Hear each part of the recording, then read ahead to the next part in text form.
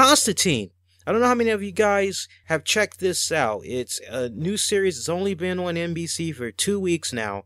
I watched the pilot episode and I watched the second episode back to back a couple of hours ago. And I gotta tell you guys, if you have not invested in that series yet, make it be your business. Even if you gotta set your DVR, your VCR, whatever the hell you use to record, make sure you check out the series. It's freaking badass. It basically follows this guy by the name of John Constantine, who is like this demon exorcist dude. And, apparently he's like in this situation right now where he's helping heaven send back some evil spirits that are up to no good in the lands, okay? In our reality, if you will. And, he's not exactly on, what's the right words I'm looking for? He's not exactly in the good graces of heaven right now, because he had damned somebody to hell, and heaven really wasn't too keen on that. And so they said, okay, you know what? You did wrong. You really got to prove to us that you're a soldier of the light or whatever. So, he's going around, he's doing this thing. It really reminds me of, there was a series on Fox. It was called Brimstone. I always talk about that show. It starred John Glover and Peter Horton. And the story for Brimstone, it was basically about Peter Horton playing this cop named Ezekiel Stone, good cop. His wife gets raped. He finds the guy that raped her, kills him. About 90 days later, he gets killed. I think it was on duty or whatever. He goes to hell. And he's in hell for like about 15 years or whatever.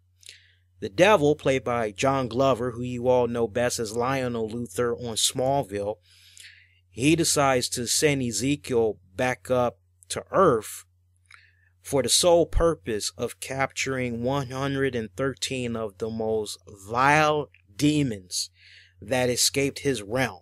And he's basically sending them all back, one-way ticket to hell.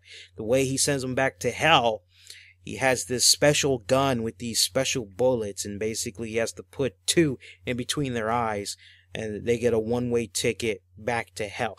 It's kind of got that type of vibe to it almost.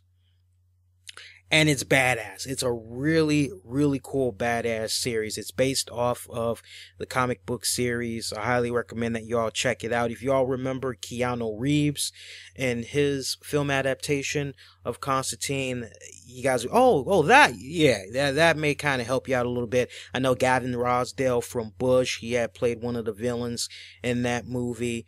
So yeah, it's based off of that true story. I don't know how many of you guys were aware of this, but when the John Constantine character was made, it was paying homage to Sting, the musician.